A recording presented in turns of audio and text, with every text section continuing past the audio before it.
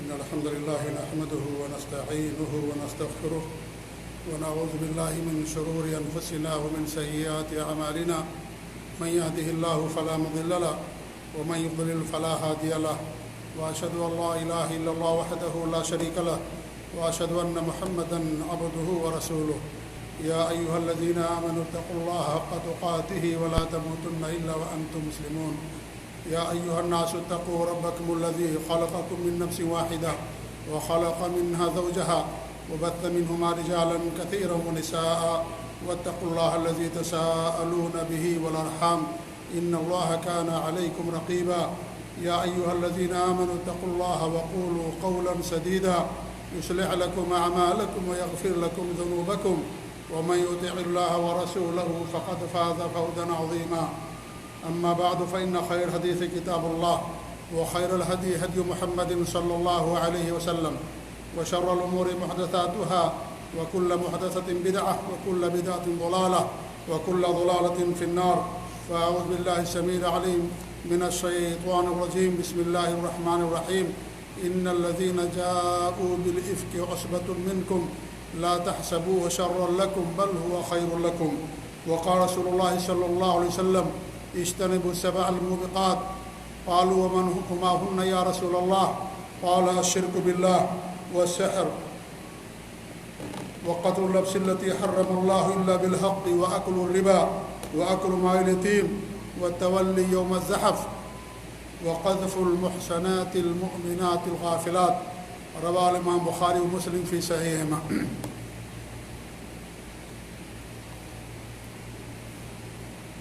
معزز و مکرم حاضرین جمعہ،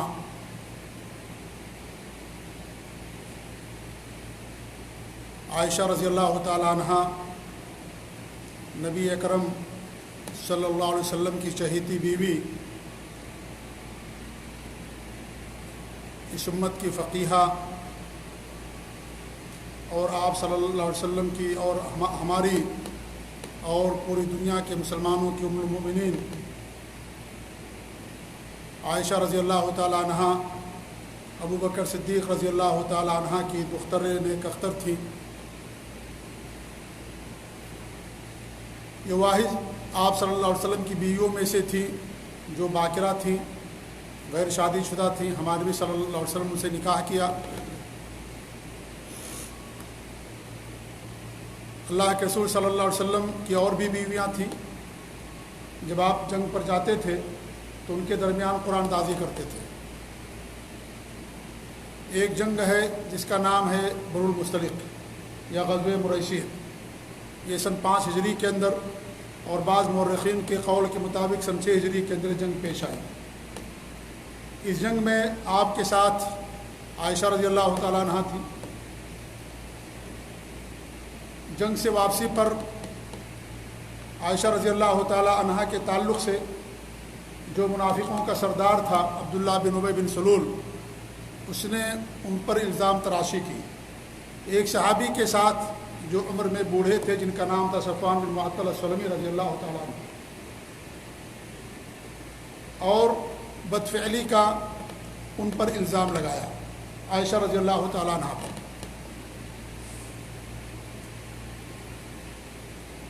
اللہ رب العالمین نے عائشہ رضی اللہ تعالیٰ عنہ کی برات میں اور ان کی پاکی میں سورہ نور کے اندر 16 آیتیں اتاری جن میں حضرت عائشہ رضی اللہ تعالیٰ عنہ کو اللہ رب العالمین نے پاک دامن قرار دیا اور کہا یہ سب جھوٹے ہیں جنہوں نے حضرت عائشہ رضی اللہ تعالیٰ عنہ پر الزام لگایا اور ان لوگوں کو قیامت کے دن سزا ملے گی.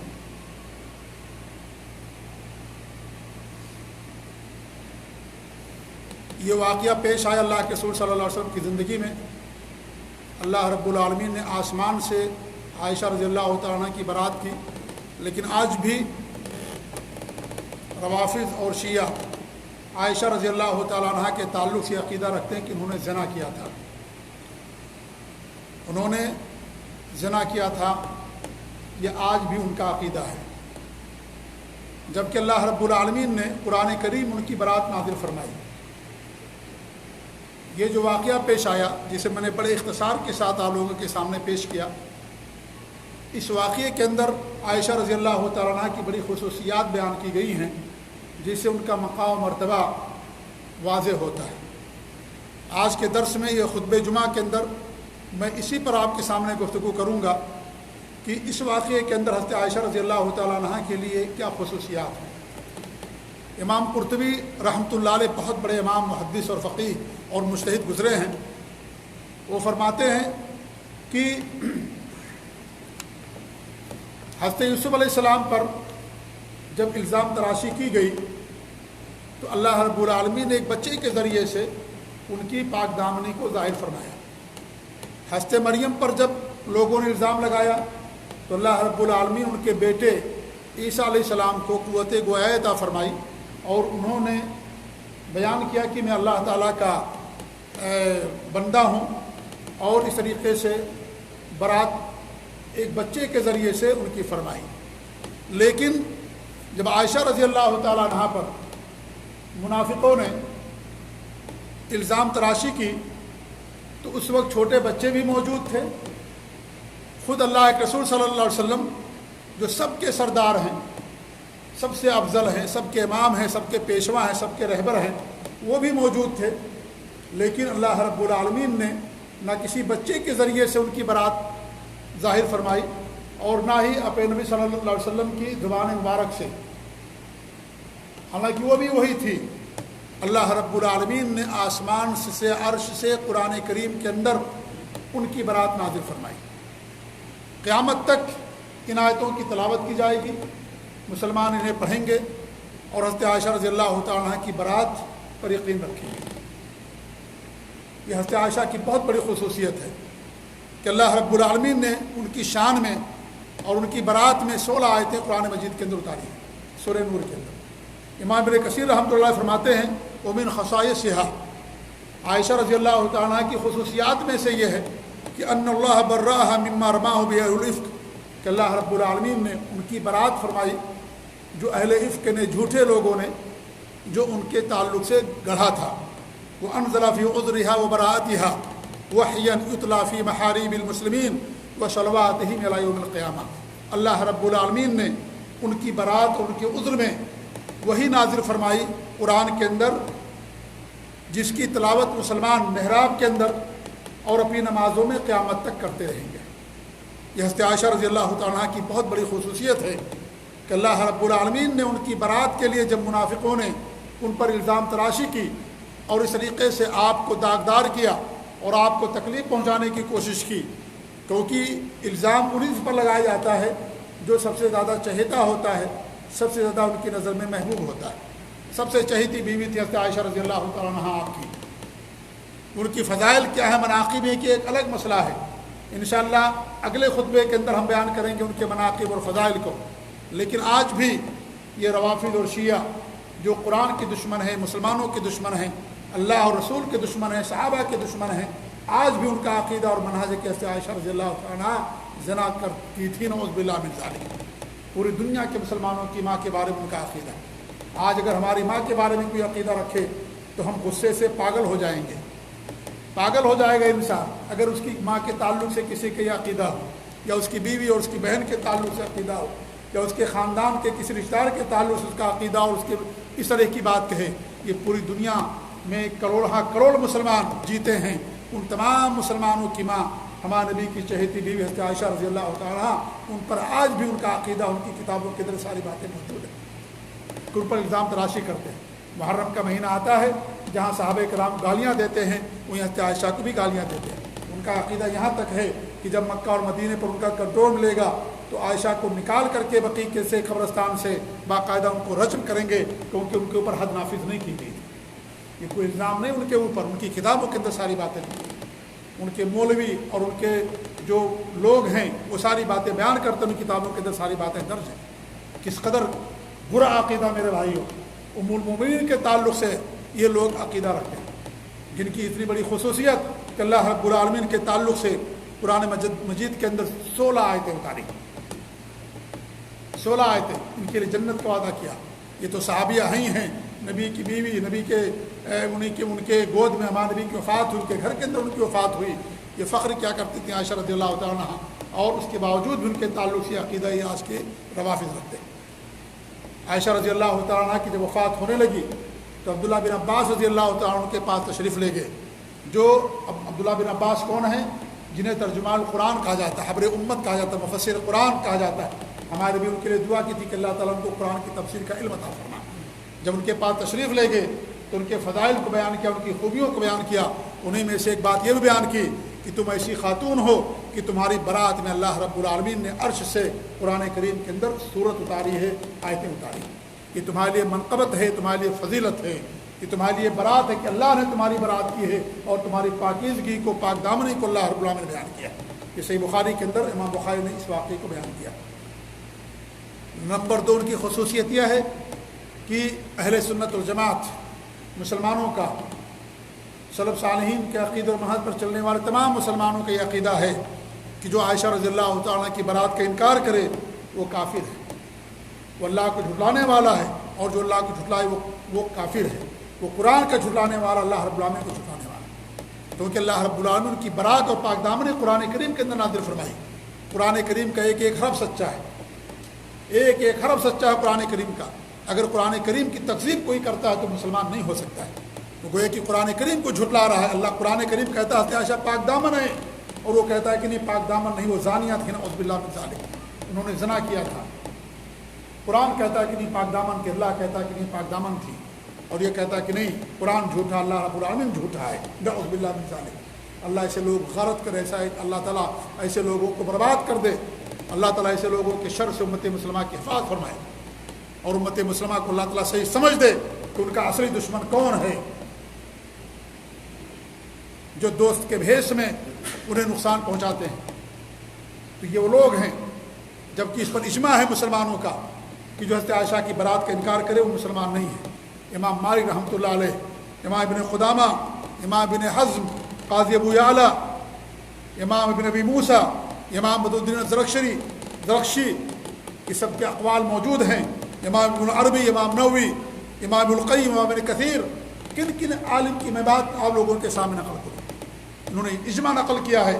امام ابن عربی رحمۃ اللہ علیہ اپنے وقت کے بہت بڑے امام اور محدث تھے۔ امام ابن العربی رحمۃ اللہ علیہ فرماتے ہیں ان اہل عفق رمو عائشہ المطہرہ بالفاحشہ، اہل عفق نے، جھوٹے لوگوں نے حضرت عائشہ جو پاک تھیں ان کے اوپر فاحشہ زنا کا الزام لگایا۔ فبرأها اللہ ان کی برات نازل فرمائی۔ فَكُلُّ مَنْ رَمَاهَا بِمَا بَرَأَهَا اللَّهُ مِنْهُ فَهُوَ مُكَذِّبٌ لِلَّهِ۔ اب جس نے بھی حضرت عائشہ پر وہ الزام لگایا، جس الزام کی نفی کی اللہ رب العالمین نے، اور اللہ رب العالمین کو اس سے برات نازل فرمائی، فَهُوَ مُكَذِّبٌ لِلَّهِ، وہ اللہ تعالیٰ کو جھٹلانے والا ہے۔ وَمَنْ كَذَّبَ اللَّهُ فَهُوَ كَافِرٌ، اور جس نے اللہ رب العالمین کی تکذیب کی وہ کافر ہے۔ احکام القرآن کے اندر امام عربی رحمۃ اللہ نے بات بیان کی۔ امام نووی رحمۃ اللہ علیہ اپنے زمانے کے محدث امام، وہ فرماتے ہیں براءۃ عائشہ من العفق وہی براءۃ قطعیۃ بنص القرآن، حضرت عائشہ کی برات عفق سے، ان پر جو الزام لگایا گیا اس سے، یہ قرآن کی نص سے قطعی برات ہے۔ یہ فلو تشکک فیہا انسان، اگر کوئی انسان اس کے بارے میں شک بھی کرے، والعیاذ باللہ، ہم اللہ کی پناہ چاہتے ہیں، صار کافرا مرتدا باجماع المسلمین، وہ کافر اور مرتد ہو جاتا مسلمانوں کے، اس پر اجماع۔ یہ میں نہیں کہتے، امام نووی رحمۃ اللہ علیہ فرماتے ہیں اس پر اجماع ہے۔ جو آج سے عائشہ رضی اللہ عنہا کے بارے میں یہ عقیدہ رکھے اور یہ کہے کہ ان سے زنا ہوا تھا، زانیہ تھی وہ، نعوذ باللہ من ذالک، ایسا انسان مسلمان باقی نہیں رہ جاتا، مرتد ہو جاتا دین اسلام سے۔ امام ابن القیم رحمۃ اللہ علیہ بھی بڑے بڑے ائمہ ہیں، یہ اپنے اپنے زمانے کے، جن کا میں نام لے رہا، پہاڑ تھے دینداری اور علم اور تقویٰ پرہیزگاری کے اندر۔ وہ فرماتے ہیں اتفقت الامہ علی کفر قاذفہا، جو حضرت عائشہ پر الزام لگائے اس کے کفر پر پوری امت کا، پورے مسلمانوں کا اتفاق ہے، پورے مسلمانوں کا اجماع ہے۔ امام ابن کثیر رحمۃ اللہ علیہ فرماتے ہیں تفسیر ابن کثیر کے اندر، اجمع العلماء قاطبۃ، تمام علماء کا اجماع ہے، علی من سبھا بعد ھذا، اب اس کے بعد بھی اگر کوئی حضرت عائشہ پر الزام لگاتا ہے، گالی دیتا ہے حضرت عائشہ کو، ورماها به بعد هذا الذي ذكر في هذه الآية، اور اس کے بعد بھی ان پر الزام تراشی کرتا ہے، زنا کا الزام لگاتا جبکہ اللہ ان کی برات نازل فرما دی، اللہ ان کو پاک دامن قرار دے دیا.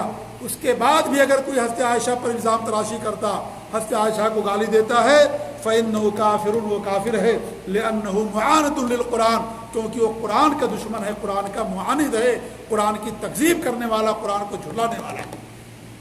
قرآن کا ایک ایک حرف اللہ کا رب العالمین کی طرف سے. اگر کوئی ایک حرف کا انکار کر دے قرآن کریم کے تعلق سے تو مسلمان باقی نہیں رہ جاتا. ایک آیت کا انکار کر دے، کیونکہ قرآن اللہ تعالیٰ کی طرف سے، اللہ نے اس کی حفاظت کی، پورے دین کی حفاظت کی ذمہ داری اللہ رب العالمین لی. اللہ نے جسے قرآن کو نازل کیا تھا اسی طریقے سے آج بھی اور قیامت تک محفوظ رہے گا. لہذا اگر کوئی حضرت عائشہ پر الزام لگاتا ہے گویا کہ قرآن کریم کی تکذیب کرتا ہے، قرآن کریم کو جھوٹا کہتا ہے، قرآن کہتا نہیں پاک تھی، تم کہتے ہو کہ نہیں نعوذ باللہ ان سے یہ سرزد ہو گیا تھا. یہ معمولی بات نہیں، عقیدے کا مسئلہ ہے. یہ کوئی اختلافی مسئلہ نہیں ہے، یہ کوئی اتنی چھوٹی موٹی بات نہیں ہے کہ کرو تو ٹھیک ہے، نہیں کرو تو کوئی مسئلہ نہیں ہے. یہ عقیدے کا مسئلہ ہے. یہ عائشہ رضی اللہ تعالیٰ عنہا اللہ کے رسول صلی اللہ علیہ وسلم کی چہیتی بیوی تھیں اور ان کی پاک دامنی کا اور عقیدے کا معاملہ، یہ کوئی چھوٹا موٹا معاملہ نہیں ہے. یہ انسان در گزر کر جائے کہ چلو بھائی کوئی بات نہیں، یہ بھی صحیح وہ بھی صحیح ہے، یا یہ کہ یہ کریں گے زیادہ اجر ملے گا، نہیں کرو گے تو اجر کم ہو جائے گا یا اجر نہیں ملے گا، یہ معاملہ نہیں ہے. تو عقیدے کا معاملہ ہے. یہ ائمہ کرام علماء کرام بیان فرماتے ہیں. یہ ان کی دوسری خصوصیت ہے کہ اگر کوئی ان کے بارے میں آج بھی عقیدہ رکھتا ہے تو مسلمان نہیں، کافر ہو جاتا ہے. تیسری خصوصیت علماء نے بیان کسی واقعے کی روشنی میں نے کہا اس واقعے کی روشنی میں ان کی جو خصوصیات اور فضائل ثابت ہوتے ہیں جس سے حضرت عائشہ کا مقام اور بلند ہوتا ہے، اسی واقعے کی روشنی کو لے کر کے علماء نے تمام باتیں بیان کی. فرماتے ہیں کہ اللہ رب العالمین نے اہل ایمان کو عتاب کیا، سرزنش کی ہے کہ جب ان پر الزام تراشی کی گئی تو ان کے بارے میں تم نے خیر کیوں نہیں سوچا، اور یہ کیوں نہیں کہا کہ تو جھوٹ اور الزام ہے، یہ کیوں ایسا تم لوگوں نے نہیں کیا. جب ان کے بارے میں منافقوں نے ایسی بات کہی تو تم لوگوں نے ایسا کیوں نہیں سوچا. سوچنا جیسے انسان اپنے اوپر قیاس کرتا ہے. اسی لیے ابو ایوب انصاری رضی اللہ تعالیٰ عنہ بڑے صحابی ہیں. اللہ کے رسول جب ہجرت کر کے مدینہ پہنچے تو انہیں کے گھر کے اندر تشریف فرما تھے ابو ایوب انصاری رضی اللہ عنہ کے گھر کے اندر. وہ کہتے ہیں کہ جب میں گھر میں گیا تو میری بیوی نے کہا کیا کچھ خبر ہے آپ کو کہ لوگ کیا کہہ رہے ہیں حضرت عائشہ کے بارے میں؟ کہا ہاں معلوم ہے، سب جھوٹ ہے، الزام ہے. ابو ایوب انصاری نے کہا، انہوں نے کہا کہ ہاں میں بھی کہتی ہوں جھوٹ ہے. تو ابو ایوب انصاری رضی اللہ عنہ نے کیا فرمایا؟ کہا کہ کیا تم سے یہ چیز ہو سکتی ہے؟ انہوں نے اپنی بیوی سے پوچھا کیا تم سے یہ چیز ہو سکتی ہے نعوذ باللہ؟ انہوں نے کہا کہ ہرگز میں سوچ بھی نہیں سکتی، میں سوچ بھی نہیں سکتی اس طرح کی غلط حرکت. تو انہوں نے کہا کہ حضرت عائشہ تم سے افضل ہے، حضرت عائشہ اللہ کے رسول کی بیوی ہیں، تم سے افضل ہیں، تم سے زیادہ ان کا مقام مرتبہ ہے. جب تم سوچ بھی نہیں سکتی تو حضرت عائشہ رضی اللہ تعالیٰ عنہ سے ایسا کام کیوں ہو سکتا ہے؟ نعوذ باللہ من ذالک. تو اللہ رب العالمین نے عتاب نازل فرمایا اور کہا کہ لولا اذ سمعتموہ ظن المؤمنون والمؤمنات بانفسهم خیرا وقالوا هذا افک مبین. جب تم لوگوں نے بات سنی، یہ الزام سنا، تو جو مومن مرد ہیں، مومن عورتیں ہیں، انہوں نے یہ کیوں نہیں گمان کیا، اپنے بارے میں خیر کیوں نہیں سوچا، اور کہا کہ یہ تو جھوٹی ہوئی بات ہے، گڑی ہوئی بات ہے. جیسے انسان اپنے بارے میں سوچتا ہے کہ میں ایسا نہیں کر سکتا، ایسے تم لوگوں نے کیوں نہیں ان کے بارے میں سوچا. تو اللہ رب العالمین نے تمام اہل ایمان پر عتاب نازل فرمایا، ان کی سرزنش کی کہ تم نے ایسا کیوں نہیں کیا. اور یہ خصوص حضرت عائشہ رضی اللہ تعالیٰ عنہ کی، کسی اور کے بارے میں اللہ رب العالمین نے بات نہیں بیان فرمائی. ایسے ہی نمبر 4، عائشہ رضی اللہ تعالیٰ عنہ کی وجہ سے لوگوں کو سخت عذاب کی دھمکی دی گئی. اسی واقعے کی روشنی میں سخت عذاب کی دھمکی دی گئی جو لوگوں نے حضرت عائشہ رضی اللہ تعالیٰ عنہ پر اس طریقے کے الزام تراشی کی. اللہ فرماتا ہے لولا فضل اللہ علیکم ورحمتہ وان اللہ رؤوف الرحیم. اللہ تعالیٰ کا اگر فضل نہ ہوتا تمہارے اوپر، اللہ کی رحمت نہ ہوتی، تم ہلاک ہو جاتے، تم برباد ہو جاتے. تم نے اتنی بڑی بات کہہ دی ہے حضرت عائشہ کے تعلق سے، آسمان پھٹ جائے، زمین کا کلیجہ شک ہو جائے. تم نے اتنی بڑی بات کہہ دی حضرت عائشہ جو ہمارے نبی کی بیوی ہیں، اگر اللہ تعالیٰ کی رحمت نہ ہوتی، اللہ کا فضل نہ ہوتا، تم سب کو ہلاک و برباد کر دیا جاتا. وَأَنَّ اللَّهَ رَءُوفٌ رَحِيمٌ. اللہ رحم دل ہے، معاف کر دینے والا، مہربان ہے. اللہ کی رحمت اگر شامل نہ ہوتی، اللہ رب العالمین اگر جو ہے کا فضل نہ ہوتا تو تم تمام لوگوں کو ہلاک و برباد کر دیا تھا.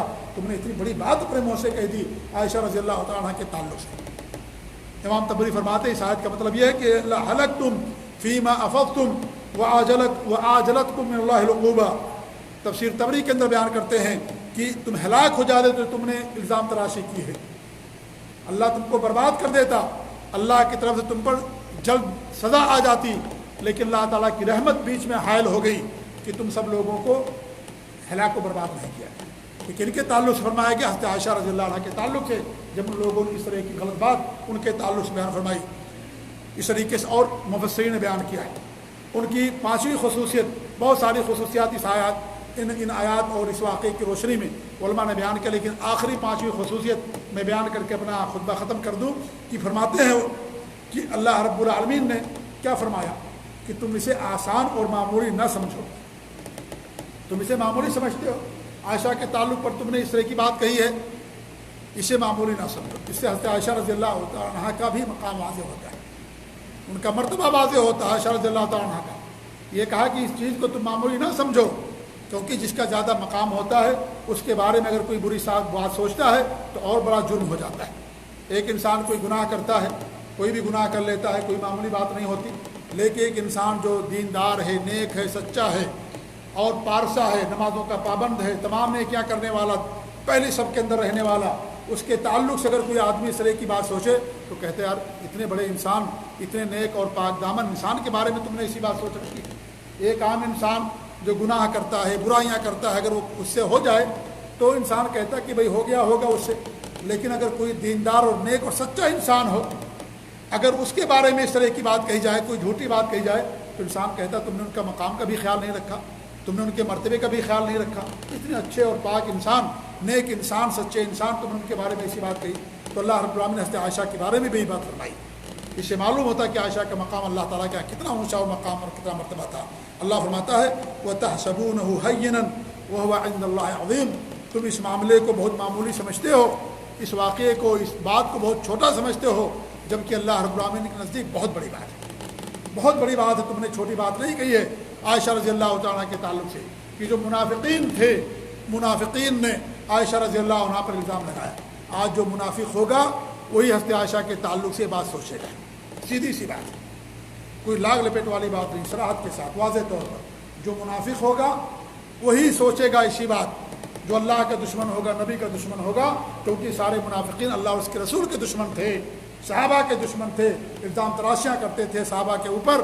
لہذا انہوں نے حضرت عائشہ پر جو الزام تراشی کی وہ منافق تھا, منافقوں کا سردار تھا. لہذا اگر کوئی حضرت عائشہ کے بارے میں عقیدہ رکھے گا وہ بھی منافق ہوگا, منافقین میں سے اس کا شمار کیا جائے گا. اتنا اونچا مقام عائشہ رضی اللہ عنہ. لیکن میرے بھائی آج ان لوگوں کی عقیدہ ہے روافض کا, دشمنان صحابہ کا عقیدہ ہے. اور ہمارے بہت سارے بھولے بھالے مسلمان ان کو سمجھتے ہیں کہ بھئی وہ تو مسلمانوں کے مسیحا ہیں, وہ ایسے ہیں ویسے ہیں. یہ جس کا بھی عقیدہ ہوگا مسلمان باقی نہیں رہ جاتا, مسلمان باقی نہیں رہ جاتا. اللہ تعالیٰ سب کو صحیح سمجھتا فرمائے. اللہ تعالیٰ ہمارے دلوں کے اندر صحابہ کرام کی محبت کو اور پیدا فرمائے. صحابہ سے محبت ایمان ہے, دین اور احسان ہے. ان سے وہی نفرت کرے گا جو اللہ اور اس کے رسول سے نفرت کرنے والا ہے. صحابہ کے ذریعے سے ہم کو دین ملا, صحابیات کے ذریعے سے ہم کو دین ملا, ان کے ذریعے سے ہمیں قرآن ملا ہے. لہذا ان کے بارے میں جو الزام تراشی کرے گا, برا عقیدہ رکھے گا, میرے بھائی وہ مسلمان نہیں ہو سکتا. صدیق ہوگا, وہ بددین ہوگا وہ جو صحابہ کے بارے میں ایسا عقیدہ رکھے گا. اللہ تعالیٰ ہم سب لوگوں کے صحابہ کرام کے مقام مرتبے کو واضح کرنے اور اس کو جاننے کی توفیق عنایت فرمائے. اللہ ہمیں ان کے نقش قدم کی پیروی کرنے کی توفیق دے. اللہ نے فرمایا کہ ان کے طریقے سے ایمان لاؤ گے تب تمہیں ہدایت ملے گی, اگر ان کے طریقے سے ایمان نہیں لاؤ گے تو ہدایت نہیں ملے گی. یہ ہمارے آئیڈیل ہیں, ہمارے نمونہ ہیں صحابہ کرام, صحابہ ہوں یا صحابیات ہوں, یہ سب ہمارے لیے نمونہ ہے. اللہ تعالیٰ ہم سب لوگوں کی اصلاح فرمائے. اللہ رب العالمین ہم سب کو توحید پر قائم رکھے. اللہ ہم سب کو نبی کی سنت پر قائم رکھے, اور ہر بری چیز سے, ہر بدعت اور شرک اور برائی سے اللہ رب العالمین ہم سب کو محفوظ رکھے. آمین. بارک اللہ علی ولکم فی القرآن العظیم ونفعنی وإیاکم بالآیات والذکر الحکیم. انہ تعالی جواد کریم ولکم بر رؤوف رحیم.